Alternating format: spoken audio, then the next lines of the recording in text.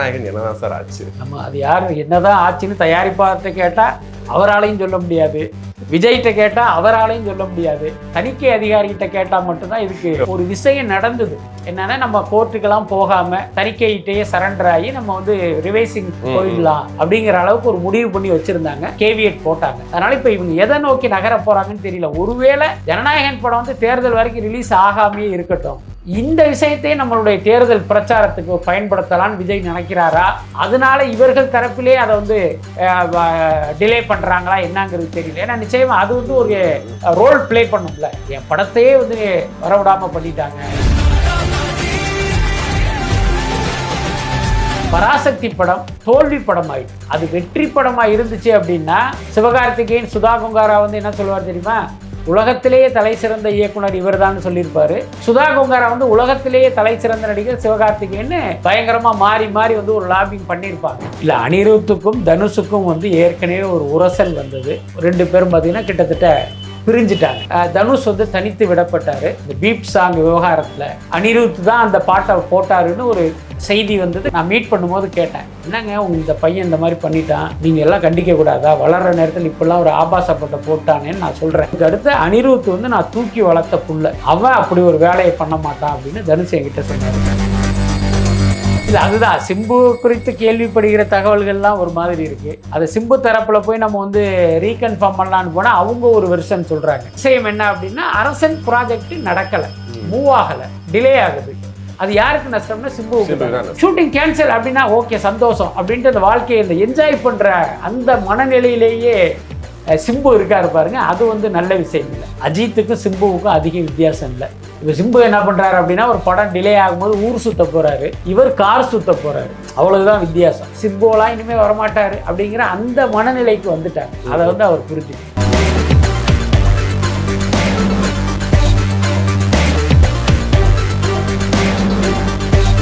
உலகெங்கும் வாழும் தமிழ் நெஞ்சங்களுக்கு கிறிஸ்டியின் அன்பு வணக்கம். நம்மோடு சினிமா விமர்சகர் வலைப்பேச்சு பிஸ்மி இணைஞ்சிருக்காரு. வணக்கம் சார். வணக்கம். ஜனநாயகன் என்னதான் சார் ஆச்சு? நம்ம அது யார் என்னதான் ஆச்சுன்னு தயாரிப்பாளர்கிட்ட கேட்டால் அவராலையும் சொல்ல முடியாது, விஜய்கிட்ட கேட்டால் அவராலையும் சொல்ல முடியாது, தணிக்கை அதிகாரிகிட்ட கேட்டால் மட்டும்தான் இதுக்கு. வலைப்பேச்சு டீம் ஏதாவது ஊடுருவி ஏதாவது பேசுவீங்களே சார்? இல்லை, ஆக்சுவலி பார்த்தீங்கன்னா ஒரு விஷயம் நடந்தது. என்னன்னா நம்ம கோர்ட்டுக்கெல்லாம் போகாமல் தணிக்கையிட்டே சரண்டர் ஆகி நம்ம வந்து ரிவைசிங் போயிடலாம் அப்படிங்கிற அளவுக்கு ஒரு முடிவு பண்ணி வச்சுருந்தாங்க. இப்போ தணிக்கை வாரியமும் வந்து அதை நம்பி சரி ஓகே இப்போ வருவாங்கங்கிற மாதிரி இருந்தாங்க. ஆனால் இவங்க என்ன பண்ணிட்டாங்கன்னா, அந்த மாதிரி எந்த அட்டம்ப்ட்டும் எடுத்து வைக்கல. உதாரணத்துக்கு சென்னை உயர்நீதிமன்றத்தில் அந்த தனி நீதிபதிக்கிட்ட அந்த கேஸை கொண்டு வந்து இவங்க என்ன பண்ணணும்னா, நாங்கள் வித்ட்ரா பண்ணிக்கிறோம், நாங்கள் தணிக்கை வாரியத்திட்டே நாங்கள் ரிவைசிங் போகிறோங்கிறது அங்கே சொன்னால் இந்த ப்ராசஸ் ஸ்டார்ட் ஆகும். ஒரு 10 நாள்லையாவது நடக்கும். ஆமாம். ஆனால் இவங்க என்ன பண்ணிட்டாங்க, அந்த மாதிரி எதுவுமே பண்ணாமல் திடீர்னு அந்த படம் சார்ந்த அந்த தயாரிப்பு தரப்புலேருந்து ஒரு 3 பேர் டெல்லியில் போய் உட்காந்துட்டு அங்கே ஏதோ ஒரு லாபிங் பண்ணுறாங்க. ஓகே. அப்போ இங்கே தணிக்கை வாரியத்துக்கு என்ன ஒரு டவுட் வந்துச்சுன்னா, நம்ம காதுக்கு இந்த மாதிரியான ஒரு நியூஸை கசிய விட்டுட்டு இவங்க டெல்லியில் உட்காந்து வேறு ஏதோ பண்ணுறாங்க. அந்த வேறு ஏதோ அப்படிங்கிறது வித்தவுட் அவர் நாலேஜ் சுப்ரீம் கோர்ட்டில் போய் நமக்கு எதிராக வந்து ஒரு ஆர்டர் வாங்கிட்டு வந்துடுவாங்களோன்னு இவங்களுக்கு ஒரு டவுட் வந்ததுனால தான் அவசரமாக இவங்க போய் அங்கே ஒரு கேவியட் போட்டாங்க. அதனால் இப்போ இவங்க எதை நோக்கி நகர போகிறாங்கன்னு தெரியல. ஒருவேளை இது ஒரு யூகம் தான், ஜனநாயகன் படம் வந்து தேர்தல் வரைக்கும் ரிலீஸ் ஆகாமையே இருக்கட்டும், இந்த விஷயத்தை நம்மளுடைய தேர்தல் பிரச்சாரத்துக்கு பயன்படுத்தலாம்னு விஜய் நினைக்கிறாரா, அதனால இவர்கள் தரப்பிலே அதை வந்து டிலே பண்ணுறாங்களா என்னங்கிறது தெரியல. ஏன்னா நிச்சயமாக அது வந்து ஒரு ரோல் பிளே பண்ணும்ல, என் படத்தையே வந்து வரவிடாமல் பண்ணிட்டாங்க, நான் அரசியலுக்கு வந்ததுனால என்னை இவங்கெல்லாம் சேர்ந்து பழி வாங்கிட்டாங்க அப்படின்னு விஜய் பேச ஆரம்பித்தா அது மக்கள்கிட்ட ஒரு பெரிய தாக்கத்தை ஏற்படுத்தும். ஒருவேளை அப்படி பிளான் பண்ணி இதை இவங்க இதில் வந்து ஒரு மாதிரி அசிரத்தையாக இருக்காங்களோ அப்படின்னு எனக்கு தோணும். சிவகார்த்திகேயன் சுதா கொங்காரா அவங்க 2 பேருக்கும் ஏதோ பஞ்சாயத்து போயிட்டுருக்குன்னு டெய்லி இப்போ நிறையா மீம்ஸில் பார்க்குறோம். ஒரு சின்ன வீடியோ ஒன்று வந்துருந்துச்சு. இவங்கெல்லாம் வந்து ஸ்கிரிப்டெல்லாம் படிச்சுட்டு தான் வந்து நடிக்க வருவாங்க. பட் சிவகார்த்திகேயனுக்குலாம் அந்த பழக்கம் இல்லைன்னு சொல்லும்போது கிட்டத்தட்ட சிவகார்த்திகேயன் மூஞ்சியே மாறி போயிடும். இல்லை அப்படிலாம் இல்லை, என் வாழ்க்கை நீங்கள் வாழ்ந்த மாதிரி பேசாதீங்கன்னு ஆரம்பிச்சு அதுக்கப்புறம் எடுத்து பார்த்தா ஆடியோ லான்ச்சில் எல்லா இடங்கள்லையுமே ஒரு மாதிரி ஒரு உரசல் இருந்த மாதிரியே இருந்துச்சு. எப்படி பார்க்குறீங்க?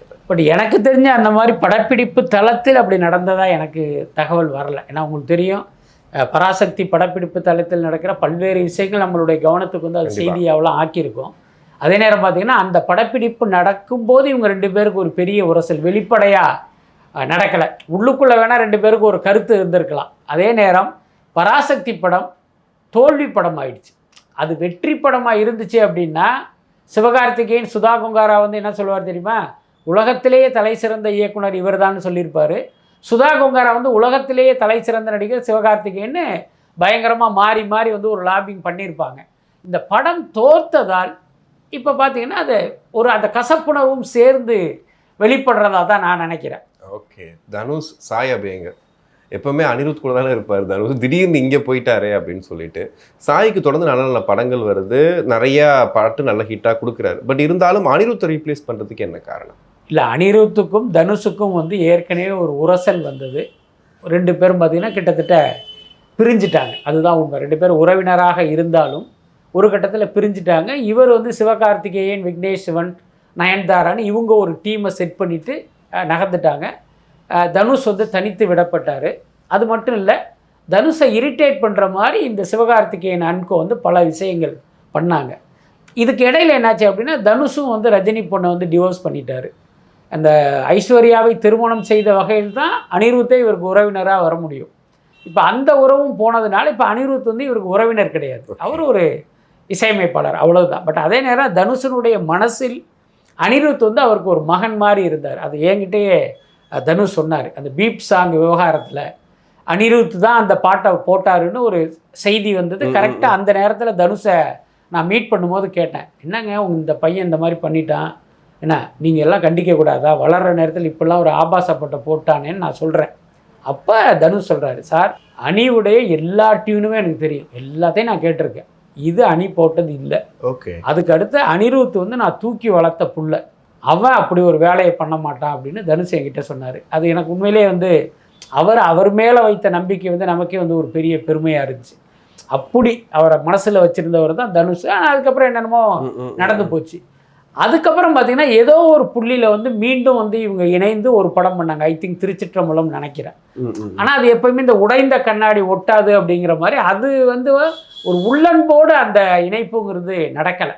ஏன்னா அடுத்தடுத்த ப்ராஜெக்ட்லாம் வரும்போது கூட பார்த்தீங்கன்னா அனிருத் வந்து ஒரு பெருசாக ஆர்வம் காட்டாலே, இதுக்கிடையில் ஜிவி உள்ளே வந்துட்டார். அதுக்கடுத்து பார்த்திங்கன்னா இந்த இசையமைப்பாளர்களுக்குள்ள ஒரு நட்பு இருப்பது போல் ஒரு தோற்றம் இருந்தாலும் தொழில்னு வரும்போது என்னை விட்டுட்டு அங்கே போயிட்டீங்களா, அவரை விட்டுட்டு இங்கே வந்துட்டிங்களாங்கிற அந்த இது ஒன்று இருக்கும். அதனால் பார்த்திங்கன்னா தனுஷுக்கும் அனிருத்துக்கும் வந்து ஒரு சின்ன ஒரு இடைவெளியும் உரசலும் இருந்துக்கிட்டே இருந்துச்சு. இப்போ பார்த்தீங்கன்னா அது சாயபயங்கரை வச்சு அதை வந்து ஃபில் பண்ணியிருக்காரு. அப்படி தான் நினைக்கிறேன். சிம்பு சார் இந்த கேள்வி எத்தனை வாட்டி கேட்குறதுன்னு தெரியல. எப்போ சார் கம்பேக் கொடுக்க போகிறாரு?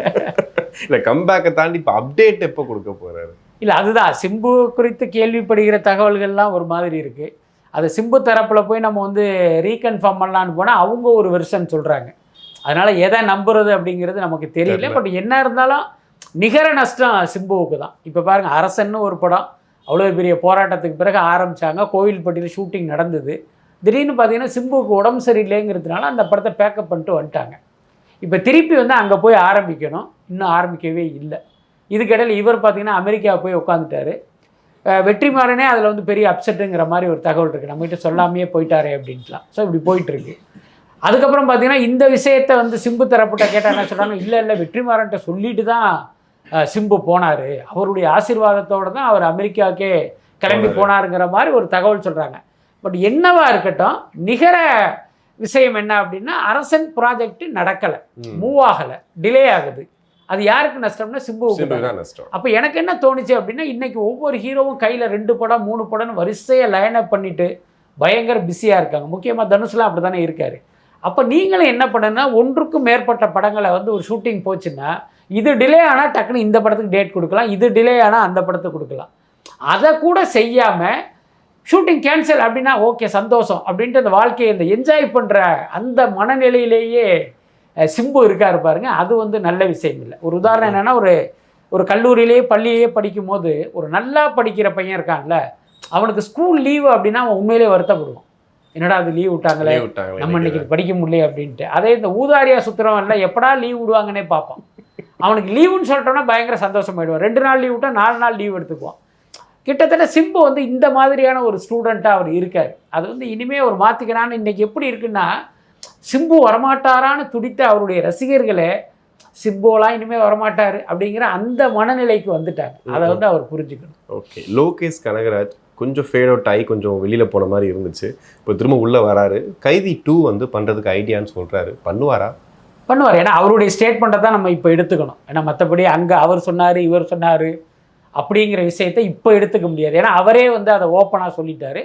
இப்போ உள்ள அவருடைய ஸ்டேட்மெண்ட் படி பார்த்தீங்கன்னா அல்லு அர்ஜுன் படத்தை முடிச்சுட்டு இம்மீடியட்டாக கைதி 2 அப்படிங்கிற அந்த இடத்துக்கு அவர் வந்துட்டார். பட் அதே நேரம் அது வந்து ஒரு உறுதியான லைனப்பாக நம்ம எடுத்துக்கவும் முடியாது. ஏன்னா சினிமாவில் என்ன வேணாலும் நடக்கும். இப்போ உதாரணத்துக்கு அவர் வர்ற நேரத்தில் கார்த்தி பார்த்தீங்கன்னா வேற ஒரு படத்தில் இருக்காருன்னு வச்சுக்குவோம். அந்த படம் முடியல, டிலே ஆச்சு, அது எனக்கு இன்னொரு 3 மாதம் தேவைப்படுது அப்படின்னா அது வரைக்கும் இவர் சும்மா உட்கார முடியாதுல்ல. அப்போ இவர் வந்து வேற ஒரு படத்தை நோக்கி நகரலாம். அதுக்கடுத்து இவர் டிசின்னு ஒரு படத்தில் ஹீரோவாக நடிச்சுக்கிட்டு இருக்காரு. இப்போ ஒரு பேச்சுக்கு சொல்கிறேன், டிசி வெளியாகி மிகப்பெரிய வெற்றி. அப்போ பார்த்தீங்கன்னா ஒரு 10 ப்ரொடியூசர் ஹீரோவாக நடிக்கிறதுக்கு இவர் அப்ரோச் பண்ணுவாங்க. அப்போ இவர் என்ன நினைப்பாரு, டைரக்ஷனை விட ஹீரோவாக நடிக்கிறதுங்கிறது ரொம்ப ஒரு ஈஸி ஜாப்பு. அதில் வந்து ஒரு 4 மாதம் ஸ்பெண்ட் பண்ணோன்னா இதில் 1 மாதத்தில் ஒரு படத்தை முடிச்சிடலாம், பெரிய சம்பளம் வரும். அப்போ இதுக்குள்ளே போகணும்னு கூட இவர் நினைக்கிறதுக்கு வாய்ப்பு இருக்குது. அதனால் அன்னைக்கு நடக்கும்போது தான் அது குறித்து நம்ம உறுதியாக சொல்ல முடியும்னு நினைக்கிறேன். ஓகே, அஜித் அவர்கள் அப்டேட்டுமே எதுவுமே இல்லையே சார். அடுத்த படம் என்ன? ஏன்னா இப்போது தொடர்ந்து விஜயை பற்றியே பேசிகிட்டு இருக்கோம். ஊடகங்கள் ஃபுல்லாக விஜயை பற்றியே பேசிகிட்டு இருக்காங்க. சினிமான்னு வரும்போது அஜித் தான் அவருக்கு நிகர போட்டியாளர். அப்படின்னும் போது அஜித் பற்றின சினிமா செய்திகள் கூட ரொம்ப கம்மியாக தான் சொல்லுவார். சினிமாவில் நடித்தால் தானே சினிமா செய்தியே வரும். ரொம்ப வெளிப்படையாக சொல்லணும்னா அஜித்துக்கும் சிம்புவுக்கும் அதிக வித்தியாசம் இல்லை. இப்போ சிம்பு என்ன பண்ணுறாரு அப்படின்னா ஒரு படம் டிலே ஆகும்போது ஊர் சுற்ற போகிறாரு, இவர் கார் சுற்ற போகிறாரு, அவ்வளவுதான் வித்தியாசம். அதுக்கு அடுத்து பார்த்தீங்கன்னா இவர் வந்து சினிமாவை விட அந்த கார் ரேஸுக்கு தான் ப்ரையாரிட்டியை கொடுக்குறாரு. புரியுதா இல்லையா? அங்கே கேப் கிடச்சா சினிமாவில் நடிக்கலாங்கிற அந்த இடத்துக்கு இவர் வர்றாரு. அது வந்து ஒரு சரியான விஷயம் இல்லை. சினிமா வந்து பார்த்திங்கன்னா எப்பயுமே வந்து ஒரு பவர்ஃபுல்லான மீடியாங்கிறத தாண்டி ஒரு சக்தி. அதை அஜித் ஏன் புரிஞ்சிக்கலை அல்லது புரிஞ்சுக்கிட்டாரானே எனக்கு தெரியல. நான் பல பேர் அதில் பார்த்துருக்கேன். அதாவது ஒருத்தன் சினிமாவை வந்து ஒரு உள்ளன்போடு நேசிக்கிறான்னு வச்சுக்கோங்க, சினிமா அவனை நேசிக்கும், அவனை வாழ வைக்கும். சினிமாவை நீங்கள் ஜஸ்ட் லைக் தட்டுன்னு டீல் பண்ணீங்க அப்படின்னா உங்களை வந்து சினிமா வந்து தலை குப்புற தள்ளி விட்டுரும். ஆனால் எங்கேருந்து தள்ளி விடுதுங்கிறது தான் கேள்வி. சில பேர் 1வது மாடியிலேருந்து தள்ளி விடும். அவன் டப்புன்னு பார்த்தீங்கன்னா அப்படி தொடச்சிட்டு மண்ணை தொடச்சிட்டு அப்படி நகர்ந்துருவான். சில பேர் 10வது மாடியிலேருந்து தள்ளி விடும், சில பேர் 100வது மாடியிலேருந்து தள்ளி விடும். அப்போ நீங்கள் சினிமாவை இப்படி டீல் பண்ணால் உங்களுக்கு சினிமா வந்து இப்படியான ஒரு பனிஷ்மெண்ட்டை கொடுக்கும். அது வந்து அஜித்தாக இருக்கட்டும், யாராக இருக்கட்டும், சினிமாவில் உங்களுடைய சின்சியாரிட்டி குறையும் போது நிச்சயமாக சினிமா வந்து உங்களை கைவிடும். அதில் மாற்றமே இல்லை. ஓகே, அஜித்துக்கும் அப்படி நடப்பதற்கு நிறைய வாய்ப்புகள் இருக்கு. இருந்தாலும் இன்னைக்கு அஜித் ரசிகர்கள் தொடர்ந்து காத்துக்கிட்டு இருக்காங்க. ஏதாவது படம் அப்டேட் வந்துருமா, அடுத்த படம் யாரு, டைரக்டர் கூட என்ன முடிவு பண்ணலன்றது எப்படி எடுத்துக்கிறது? அதை ஏன் காத்துக்கிட்டு இருக்காங்கிறது தான் என்னுடைய கேள்வி. நீ வந்து யாருக்கு வேணாலும் ரசிகனா இரு. உன்னுடைய அபிமான நடிகர் நடித்த படம் தியேட்டருக்கு வந்துச்சு அப்படின்னா நீ போய் பாரு. பிடிச்சா விசிலடி, தையா தையான்னு டான்ஸ் ஆடு, பிடிக்கலைன்னா திட்டிக்கிட்டோ அல்லது முணுமுணுத்துக்கிட்டோ வீட்டை நாக்கி போயிடு. இவ்வளவு தான் உனக்கான வேலை. அதை விட்டுட்டு இளவு காத்த கிளி மாதிரி இவர் எப்போ படம் நடிப்பார், அந்த படத்தினுடைய டைரக்டர் யார், அந்த படத்தினுடைய ப்ரொடக்ஷன் மேனேஜர் யார், அந்த படத்தினுடைய மியூசிக் டைரக்டர் யாருன்னு நீ ஏன் காத்துக்கிட்டு இருக்க? அது உன் வேலையே கிடையாது. புரியுதா இல்லையா? அதுக்கடுத்து அஜித் இன்னைக்கு சினிமா நமக்கு வேண்டாம் அல்லது சினிமா நமக்கு 2ஆம் பட்சம், நமக்கு ரேஸு தான் முக்கியங்கிற ஒரு இடத்துக்கு போயிட்டாரு. அது தெரிஞ்ச பிறகும் நீ வந்து அவர் எப்போ படத்தில் நடிப்பார்னு காத்துக்கிட்டு இருக்கே அப்படின்னா அப்போ உன்னை விட முட்டாள் வேறு யாருமே கிடையாது இல்லை. அதனால் நீங்கள் அதெல்லாம் காத்திருக்க வேண்டிய அவசியம் இல்லை. நாட் ஓன்லி அஜித் ரசிகர்கள், யாராக இருக்கட்டும். இன்றைக்கி ஜனநாயகன் படம் வரல அப்படின்னு ஒரு விஜய் ரசிகர் 3 வேளை சாப்பிடாம அப்படி மோட்டோலையை பார்த்துட்டு இருக்கான் அப்படின்னா அதை நம்ம வரவேற்க முடியுமா? வரும்போது தியேட்டரில் போய் பாரு, அவ்வளவுதான். இன்றைக்கி வரலைங்கிறது அந்த தயாரிப்பாளருடைய பிரச்சனை. அதை வருவதற்காக அவங்க முயற்சி பண்ணிக்கிட்டு இருக்காங்க. அதுக்கு நீ வந்து அப்படியே உட்காந்துருந்தீங்கன்னா என்ன அர்த்தம்? கிட்டத்தட்ட அந்த மாதிரி தான் இதுவும் கூட. ஆனால் ரசிகர்கள் இப்படியெல்லாம் நமக்காக காத்திருக்கிறார்கள், நம்மிடம் எதிர்பார்க்கிறார்கள் அப்படிங்கிறத அஜித் வந்து புரிஞ்சுக்கணும். அதே நேரம் அவங்க காத்திருப்பது எதிர்பார்ப்பதெல்லாம் தெரிஞ்சோம் அதை நீங்கள் சட்டை பண்ணாமல் நீங்கள் இன்னொரு ஏரியாவில் பிஸியாக இருந்தீங்கன்னா ஒரு கட்டத்தில் இவன் கிளம்பி போயிடுவான். நீங்கள் வரும்போது அவன் இருக்க மாட்டான். அந்த ஆபத்து இருக்குது. அதை அஜித் புரிஞ்சுக்கும். ஓகே, தலைவர் தம்பி தலைமையில் அந்த படத்தோட வெற்றி விழாலாம் பார்த்துருப்பீங்க. அதுக்கப்புறமா ஜீவா வந்து திடீர்னு இப்போ ஜீவா மேலே பயங்கரமாக எல்லாரும் ஒரு அண்டர்ரேட்டட் ஆக்டர்ப்பா, இவரை வந்து மிஸ் பண்ணிட்டோமே அப்படின்ற மாதிரி பேசுகிறாங்க. இப்போ இந்த லீக்குள்ளே ஜீவா உள்ளே வராரா? இப்போ அதாவது இந்த படம் வெற்றி அடைஞ்சிருக்கு, அதில் எந்த மாற்றமே இல்லை. ரொம்ப வெளிப்படையாக சொல்லணுன்னா அந்த படத்தில் ஜீவாவை விட வேற ஒருத்தர் நடிச்சிருந்தாலும் அந்த படம் ஜெயிச்சிருக்கும். கதை ரொம்ப ஸ்ட்ராங். என்னுடைய தனிப்பட்ட கருத்தாக சொல்லணும் அப்படின்னா, இப்போ ஒரு சூரிய அந்த படத்தை அந்த கேரக்டர் நடிச்சிருந்தா இதனுடைய வரவேற்பும் வெற்றியும் இன்னொரு மடங்கு அதிகமாகிடும். அதுக்குள்ளார பார்த்தீங்கன்னா ஒரு ஹியூமரை தூக்கி போட்டிருப்பாரு. அப்புறம் சூரியங்கும் போதே பார்த்தீங்கன்னா ஒரு ஸ்பெஷல் அட்டென்ஷன் ஆடியன்ஸ்கிட்டே கிடைக்கும். புரியுதா இல்லையா? ஆனாலும் ஜீவா வந்து குறை சொல்ல முடியாத ஒரு பெர்ஃபார்மன்ஸை கொடுத்துருக்காரு, மாற்றமே இல்லை. ஆனால் இந்த படத்தினுடைய வெற்றியை வச்சு இவருக்கு ஒரு 1/2 டஜன் படம் வரும் என்ன, அதெல்லாம் அவருடைய நட்சத்திர அந்தஸ்தே இன்னொரு வரும் அப்படின்லாம் சொல்ல முடியாது. அதில் மாற்றம் இல்லை. அடுத்தடுத்த படங்கள் என்ன மாதிரி படங்களாக வரப்போகுது, இந்த வெற்றியை தக்க வச்சுக்கிற மாதிரி அடுத்த படம் வருமா, இல்லை இதை காலி பண்ணுற மாதிரி அடுத்த படம் வருமா அப்படின்னு பல விஷயங்கள்லாம் இருக்குது.